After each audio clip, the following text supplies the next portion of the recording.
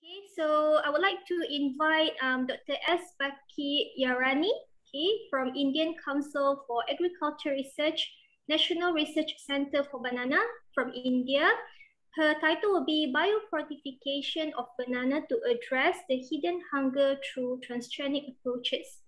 So without further ado, let us welcome Prof. Dr. Bakirani.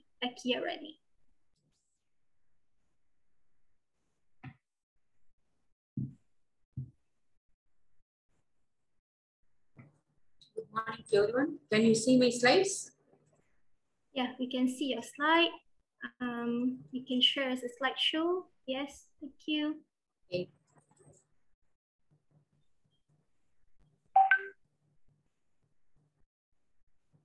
Yeah. Good afternoon to everyone. My topic is on biofortification of banana to address the hidden hunger through transgenic approach. Actually, healthy diet is important to our survival as well as stay healthy, as it provides energy and nutrients required. For which we have to take a balanced diet. That is, we have to take macro and micronutrients in correct proportions and good quantity. That is called balanced diet. Fortunately, due to the invention after the Green Revolution, the problem of hunger we can able to manage by providing the energy-giving food material to the populations. But now we are facing the problem of that is hidden hunger, that is insufficient or inadequate intake of micronutrients such as vitamins and minerals. Both excess intake as well as less, that is inadequate intake, will affect our health. This micronutrient is very much important throughout the life cycle of human. I can say that from baby to old age people, the inadequate intake of this micronutrient will causes the higher mortality rate, impaired mental development, and even it causes the vulnerability to infections. As per the FAO statistics, they reported that over 2 million people are suffered from micronutrient deficiencies at global level. We can say that among the vitamins, vitamin A as well as minerals, iron are the very much important micronutrients for the human health. Nearly 35% of people are suffering due to this poor intake of this provitamin A. Similarly, nearly 15% of pregnant women are having the problem of vitamin A deficiency at global level. Similarly, 15 to 20% of school-going children as well as pregnant women are facing the problem of this iron deficiency.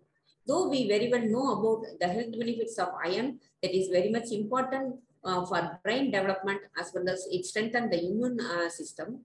About 1.6 million children are suffering due to this iron deficiency. Similarly, vitamin A is very much important for eye health, but it also supports the immune system as well as the bone health. But 190 million preschool age children as well as 19 million pregnant women are facing the problem of vitamin A deficiency. Altogether, we can say that 1 in 3 of the world population suffer from hidden hunger. How to manage this hidden hunger? We can provide a good quantity of required nutrients? There are many ways are there. One is supplementation through fortification and another one is dietary diversification. In supplementation, we can say that it is the best method since it is the fastest way to control the deficiency as we are providing the specific nutrients in highly absorbable form. But it is a short-term measure and it is not reach the needy people throughout the world. And next method is through fortification. The processed food can be fortified with the required amount of micronutrients by which it can face the problem of this micronutrient deficiency. But it is having its own disadvantages, like that is during a long time storage or these processed foods we are cooking and eating, there is a chance of losing our that is added nutrients. So it is unavoidable. and also it is a highly expensive. It cannot be offered by all the status of the people. So the next best one is dietary diversifications. If you are taking the food materials which are rich in different minerals and vitamins in our diets, then it will be the good approach and safest approach. It is low cost also, but only disadvantages is whether all the foods are consumer preference, that it is one question, and another one is it will not be available throughout the year. So before going for fortifying any crop, we have to think about the plants should be, that is the food should be available throughout the year and should be highly consumer preferred one. So in that case, if you are seeing that banana is the best ideal food because it is grown in more than 135 countries across the world, and so it is very easy to reach the people. And the average global production is 115 million tons. So there is no the availability is also very high. While seeing this sweetness and texture of these fruits, all the age group people from baby to age old age people are enjoying to eat this fruit, and it is available even in the street supermarket and small shops. And as we are consuming it directly, there is no loss of nutrients which is available in banana. Directly we are consuming all the nutrients. So banana is the best ideal food. We'll see the diversity of banana. More than 3,000 unique accessions are available at global level. When seeing the beta carotene diversity, it is range from 10 microgram to 6,100 microgram. Unfortunately, our commercial cultivars, more than 30 commercial cultivars are available in India, but they are low in beta carotene. But Ausupina, which is available in Australia, it is having the high amount of beta carotene, that is 6,100 microgram per 100 gram of fish. But whether can we exploit these Ausupina beta carotene into the granule? Yeah, it is possible. But since granule, it is sterile in nature, though it is grown in more than 35% of banana growing countries across the world, it is sterile in nature. It is not. It cannot be possible to improve this granule through conventional breeding method for any specific traits. So, what is the alternate approach? Transgenic approach is the best approach, only the best approach for improving the sterile crop like the granule. And Ausupina, as I told, it is rich in beta carotene. And Dr. James Dale from the Queensland University of Technology, that group has make a construct from using this phytoin synthase gene of Ausupina. And this phytoin synthase gene is the precursor for the beta carotenoid biosynthesis pathway, and they take these genes from Ausupina and make a construct, which is this gene is driven by different promoters, ubiquitin promoters and fruit-specific promoters they have used, ACOs in synthase they have used, and even different promoters they have used. But when in case of iron, unlike banana, unlike this beta, that is beta carotene, banana is not having that much variation for iron content. Very less amount of iron content only present in the sand. So they took used the Oryza sativa, the cultivar which is having the high iron content. In this, nicotinamide is the very important gene which is act as a chelator of transition metals that plays important role in long and short distance transport of pasta granules could be due to the carrier materials used. So pasta granules is actually consists of largely of semolina flour or even wheat flour. So we suspect that these microbes could have utilized them as a carbon source to survive in the soil and to exert better biocontrol efficacy as compared to the other formulations here. So visually, you can see that bananas that are treated with bioformulations have lesser culm and root discoloration as compared to these co-cultivations have been subjected to selections through kanamycin selection to identify the putative transgenic lines. These putative transgenic lines have been transferred to rooting media and primary and secondary warning. During this stage, again, we are confirming through molecular characterization. First, to confirm whether the particular putative transgenics are having the inserts of this our gene of interest. For that, we have done PCR confirmation. Then we have gone for whether these genes are expressed or not.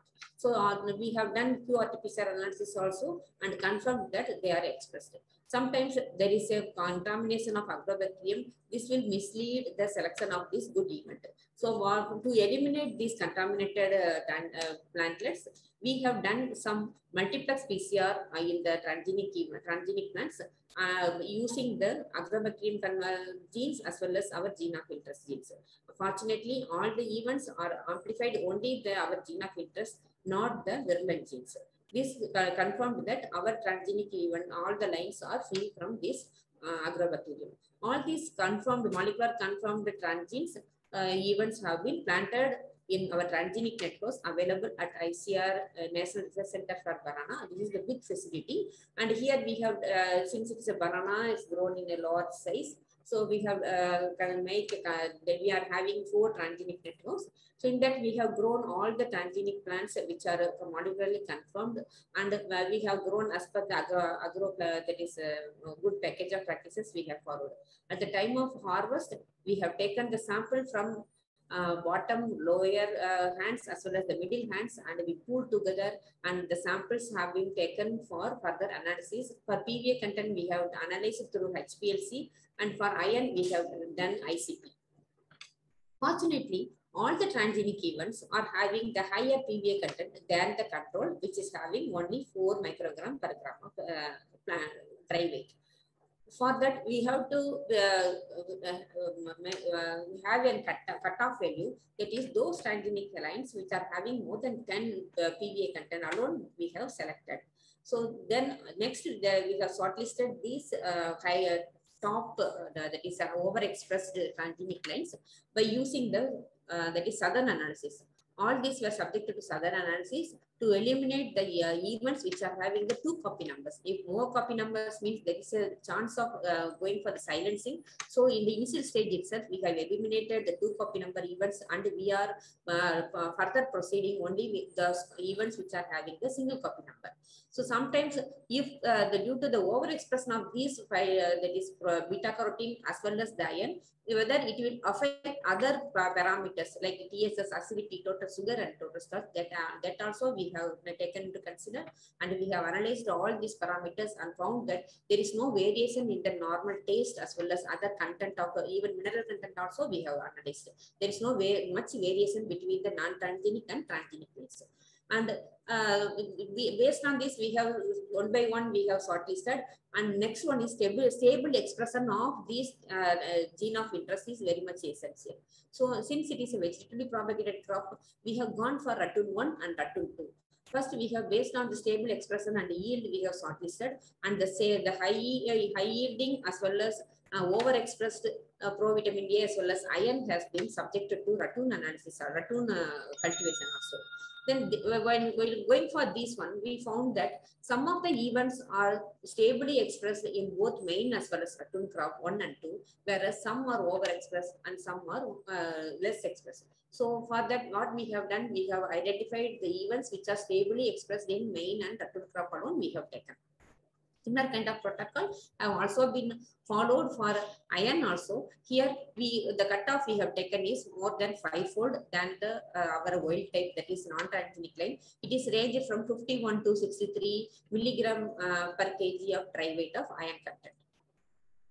These top 10 transgenic events of PVA events as well as this one iron events have been planted in different agroclimatic conditions of India, in other with the collaboration with other partners in Gujarat, Assam and Tamil Nadu as well as Andhra Pradesh, to identify the best events which are expressed in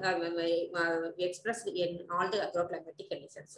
Once we have selected, these best lines will be subjected to biosafety research trials, BRL1 and BRL2, to identify the best safety lines. So after this, once we have identified the best lines, this has to be multiplied in a large scale for further commercial cultivation. So for that, we are maintaining the backup cultures for all the 10 events in our green transgenic networks as well as under in vitro and versus modeling stage. So in conclusion, I can say that if at all, if you are identifying the best line, which is biosafety one, we can say that 4 to 5 fruits is sufficient to meet the daily recommended allowance of provitamin A. That is nearly 900 microgram is necessary for a adult. Similarly, the same kind of fruit, that is 4 to 5 fruits of iron enriched transgenic line is sufficient to meet the half of the amount of iron RDA they have recommended. That is nearly, for example, 30 milligram is every day we have to consume. So this is our findings. Thank you. So I want to thank BIRAC, who is the funding agent. And I want to thank other collaborator, Nabi and Borg, as well as TNU. They are the collaborator in developing these transgenic lines for iron as well as PVA. Along with us, they are also working with BIRAC. And now they newly joined 2 partners, that is Navsari Agriculture University as well as Assam Agriculture University. They are kind enough to accept this, conducting this event selection trial in their locations. This is the team of biofortification projects who involved for the last 10 years in developing this iron enriched as well as PVA enriched granule banana in India. Thank you so much.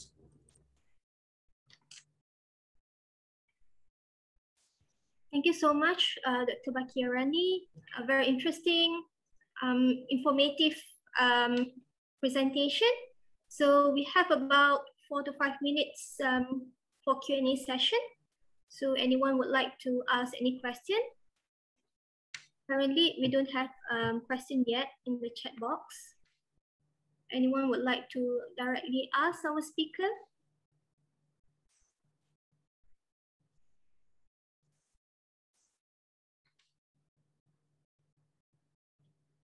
Yeah, to be honest, I'm not a geneticist, so this study quite unfamiliar to me. Dr. Paul, do you have any question? Thanks for the great presentation. That was really interesting. Are there effects on yield? So do you get similar yield for your biofortified bananas, or is there some kind of compromise? Yeah, there is no yield penalty we have observed. We have done other dust characterization also. There is no malformalities in the morphological character also. Now we are going for the identifying the gene integration site also. If it is integrated in a safer place, then there won't be any problem. As per now, there is no yield penalty and there is no change in morphotaxonomic characterization. That's excellent. Thank you. So, Dr. Bakirani, what is your mission by doing this biofortification after like improving the content? So, what's your aim? Aim means because we have to prove that this transgenic is biosafety, so that is main thing. Then only it should reach the people. Otherwise, lot of comments are there among about the transgenic lines. So if you are confirming that it is a free biosafety, there is no harm in taking this transgenic plant, that confirmation is very much needed to to reach the people. So we are working on it. Surely, I think we will get a good transgenic lines which are biosafety one. Then we can eliminate the problem of this eye health problem as well as this anemic problem, and all we can eliminate if they are consuming this iron as well as provitamin A in this transgenic banana. Yeah, okay. I guess because of the transgenic approach, right? That's a big issue there. Yes. We have a question from Dr. Teo Chi Hao. Would you like to unmute your microphone? Hi, hi, Dr. Baki. How are you? Fine, fine. How are you? Fine. Good. One question I would like to ask actually about the transgenics in India. So now you're creating the transgenics banana, right? Are you allowed to commercially in India, or like planting, field trial, and all those? No, now at present there is no. They are not allowing. But surely in future there is a chance they will accept. If we are proving that our transgenic is it is not harmful to our human or even for the environment, then surely they will accept. You see, So the transgenic golden rice, right? It took many years of works, and until recently that's only approved, right? In Philippines, I think. Yes. The problem is, yes, we can do it now. Now, the thing is, how can we maintain them? You know, so now you're creating now. The time maybe is not right. Or maybe it's, because everybody is still so scared about transgenics, right? Yes. Creating them. And then how are you going to able to maintain that in the lab? And you need the continuous funding to support that and to maintain it in the lab, right? Yeah. It's a good question. We are having our sister concern, that is NBPGR. They are having cryoconservation. We are having the protocol for cryoconservation and how to regenerate from this cryoconserved material also. So we can save the material in this cryoconservation also, and simultaneously we can maintain in the there is low nutrient media. So there is long-term tissue culture. This one is there. The protocol is there. That also. So it need no need for large fund for maintaining this one. Only less amount is sufficient. So with the institute fund itself, we can maintain. Small vial is sufficient to maintain in the cryoconservation. Okay, because it's going to be a long process and also a long effort to really maintain in the lab, you know, or even in the germplasm that for this kind of works. Moreover, this transgenic we have to protect in the cultivated in the protected area. Yes. We should not open it. So maintenance of this transgenic networks is also again one more problem. So simultaneously, so we are maintaining, if possible, we will maintain in there is transgenic networks. If it is going very long period, no other way, we have to conserve in the cryo. That's all. All right. Thank you. Thank you. Thank you so much. Nice talk. Thank you. Thank you. Thank you so much, Dr. Chew, for the question and a little discussion there. We're out of that 5 minutes Q&A session. So we are going to move on to our next speaker. I would like to thank again Dr. Bhakti Yarani for very thank you so much. Thank you. Impressive presentation.